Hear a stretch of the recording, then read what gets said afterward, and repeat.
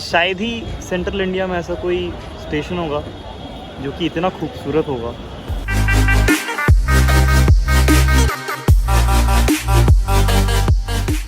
So hi guys, welcome to my blog.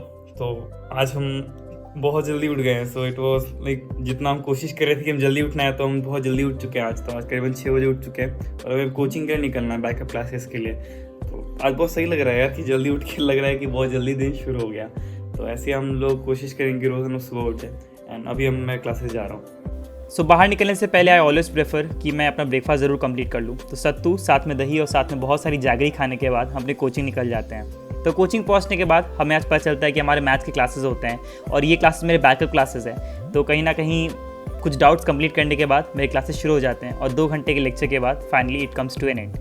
तो घर जाते हुए हम रास्ते में बहुत सारा जाम मिल जाता है। तो बहुत मशक्क़त के बाद फाइनली जाम खत्म होने के बाद हम घर पहुँच जाते हैं।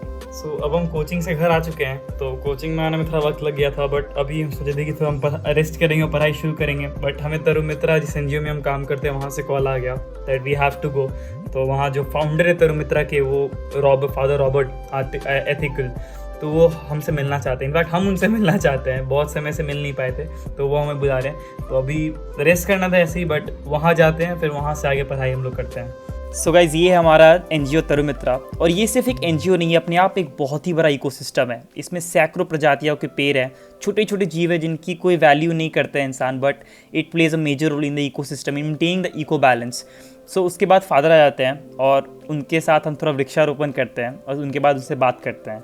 Of a mature plant, and we will we will cover it up. So after some point of time, it will get joined, and it will increase the efficiency. The mango plant, which is to bear fruits after 8 or 9 years, after grafting, post grafting, it will increase the efficiency, and it can give a fruit to 2.5 years as well. So that is the we will do the grafting. For that we need resources. The fact of the matter is that we can collect the seeds by our own. This is in our control. The fact of the matter, we need a place, we need sufficient labor, and we can't afford to do this. So therefore, grafting is a way of increasing the quantity, efficiency as well. efficiency. So finally हमारी जो meeting थी Robert sir से, वो हो चुकी है। तो ये तरु मित्रा जो एनजीओ से मैं बहुत कुछ महीनों से ही हम जुड़े हुए हैं, लगता है ये फैमिली बन चुकी है। तो तरु मित्रा एनजीओ जो कुछ एकर्स में फैला हुआ है, it is also calls the lung of the city, और लंग्स ऑफ पटना भी कहते हैं इसे। तो इसकी शुरुआत जिन्होंने की थी रॉबर्ट सर, उनसे ही अभी हम मिले थे, जो आपने अभी देखा। तो it was a great experience. उन्होंने बहुत सराहना की जो हमने अभी तक किया। तो उन्होंने कहा कि जो आप कर रहे हो वो सराहने के काबिल है, वो सब चीज़ें। So very inspired. It's not only about profile building, but I think doing these things makes us human, और हमें करना चाहिए। अगर हम नहीं करेंगे तो कौन करेगा। शायद मैं जब कर रहा था तो बहुत लोग पूछ रहे थे कि हम ही क्यों करें। So I used to reciprocate by saying कि हम नहीं करेंगे तो कौन करेगा। तो ये सब planting trees doing for the society who are underprivileged, मतलब मुझे ऐसा लगता है कि मैं बहुत प्रिविलेज्ड हूँ यार। मुझे एक अच्छी education mill pi. I was born in a good social economy family. तो उसके बाद ये सब, मैं बहुत प्रिविलेज्ड हूँ सही में। अगर ज़िंदगी में कुछ भी नहीं करूँ तो मैं प्राइमरी एजुकेशन बहुत अच्छी से हुई है। So I am very privileged to say this, like I am saying I am lucky. मैं सब, बहुत लोग लकी हैं, सब लोग लकी होते हैं अपने आप में यार। अगर आप वीडियो देख रहे हो तो आप lucky because you have a phone. तो जिनके पास नहीं है, कहीं ना कहीं उनको वापस करना, उनको रेसिप्रोकेट करना is our dharma, it's our religion. So anyway, apart from that, अब तो हमारी मीटिंग हो चुकी है। हम जितना भी मदद चाहिए था अगले प्रोजेक्ट्स के लिए उतना हमने मांग लिया। बट अब हम जाएंगे घर और हमने पढ़ाई शुरू करेंगे। एडिटिंग भी बहुत सारी करनी है, यहाँ बहुत टाइम लग गया है ऑलरेडी। सो तरु मित्रा से निकलते हुए हम थोड़ी शॉपिंग कर लेते हैं, हमारा डाइट का सामान कंप्लीट कर लेते हैं। तो कुछ फल ले लेते हैं और साथ में बहुत ढेर सारा ड्राई फ्रूट्स। तो मैंने कहा था कि सबसे ज़्यादा मैं यही खाता हूँ। तो उसके बाद ड्राई फ्रूट्स लेने के बाद हम घर चले जाते हैं। सो ये हमारा आफ्टरनून मील है। तो एक केले और बहुत सारे ड्राई फ्रूट्स। तो इनफैक्ट मैं बताना चाहता हूँ कि जैसे मैंने पहले भी कहा था कि मेरे महीने के मोस्टली खर्च इसमें ही जाते हैं। मोस्टली क्या, ऑलमोस्ट 90% जितने भी खर्च होते हैं ना, वो इसमें ही जाते हैं। तो लाइक इसे बहुत खाना पड़ता है कैलोरी सर्कस के लिए। तो मतलब ये मिला के करीबन 900 कैलोरीज मैं इससे ही ले लेता हूँ सिर्फ आफ्टरनून से। तो ये करना पड़ता है। तो खाना खाने के बाद हम फाइनली अपनी पढ़ाई शुरू कर देते हैं आज की, और एक लंबा सा 3-4 घंटे का सेशन करते हैं मैथ्स का।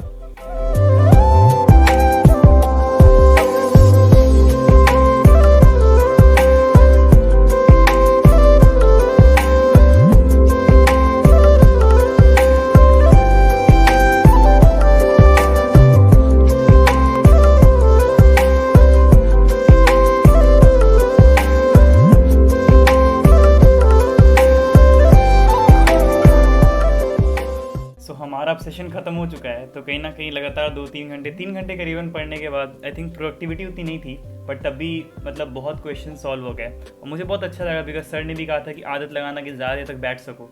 तो ये कर सकता हूँ। अभी कुछ देर तक बैठने की आदत अब लग रही है, तो इट्स अ गुड थिंग। आज पढ़ने में भी बहुत अच्छा लगा। अभी तो हमें स्टेशन जाना है दीदी को छोड़ने, उसके बाद आके हम थोड़ी और पढ़ाई करेंगे। फिजिकल एक्टिविटी नहीं हो पाई है, तो कहीं ना कहीं जब तक आएंगे तो जिम बंद हो जाएगा, सो कुछ और उपाय निकालना पड़ेगा हमें। सो तैयार होने और आधे घंटे के ट्रैवल के बाद हम फाइनली स्टेशन पहुँच जाते हैं। सो गाइस देखिए, ये हमारा पटना स्टेशन।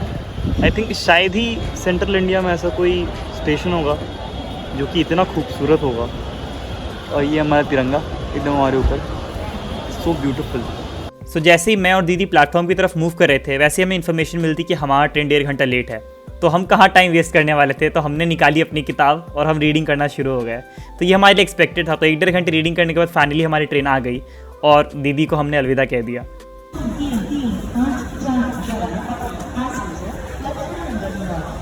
सो उसके बाद थोड़ा हमने स्टेशन को एक्सप्लोर किया और जय हिंद और जय श्री राम का नारा लगा के हम वापस चले गए। सो स्टेशन से दीदी को छोड़ने के बाद यहाँ बारिश हो रही है काफ़ी, बट मुझे ये नज़ारा आप लोगों को दिखाना था कि देखो कितना ब्यूटीफुल लग रहा है। ये entire city is looking so beautiful. It's raining but still ये जो तिरंगा है हर पोल पे, हर लाइट पोल पे इज़ लुकिंग सो ब्यूटीफुल। सो अब करीबन 10:30 हो रहे हैं, तो स्टेशन से हम आ चुके हैं। तो उसके बाद फिर अभी टाइम नहीं है कि जिम जाए, बिकॉज जिम बंद हो चुका है। तो सोचा था कि जाऊंगा थोड़ा दौड़ने और थोड़ा वर्कआउट करने बाहर। लेट है बट करना तो था ही, बट वो भी अब पॉसिबल नहीं बिकॉज बारिश बहुत ज़ोर से हो रही है बाहर। सो अब तो कुछ ना कुछ उसको मिस तो नहीं कर सकते, वर्कआउट तो करना ही किसी हालत में। सो आधे घंटे का कुछ इंटेंस वर्कआउट घर पे ही कर लेते हैं। सो इसके बाद हमने अपने जूते पहने और भगवान का भजन लगाया और फिर अपनी इंटेंस एक्सरसाइजेस शुरू कर दी।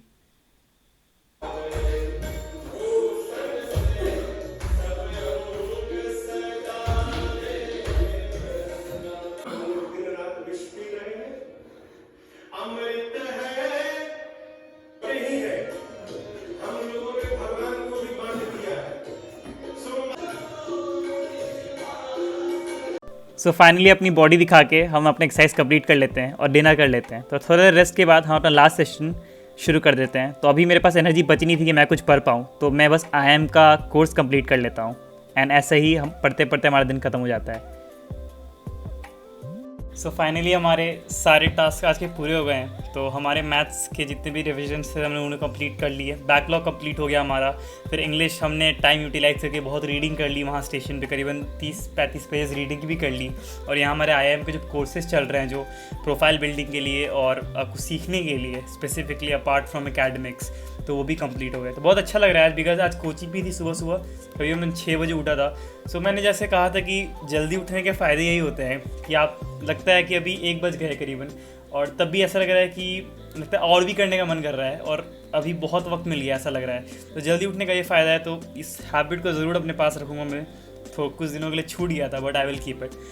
Till then take care of yourself. आज का दिन बहुत ही अच्छा था। I hope you all are well and रब मेहर करे आप सब पे। ऐसे ही ख्याल रखो आप लोग अपना। Bye bye.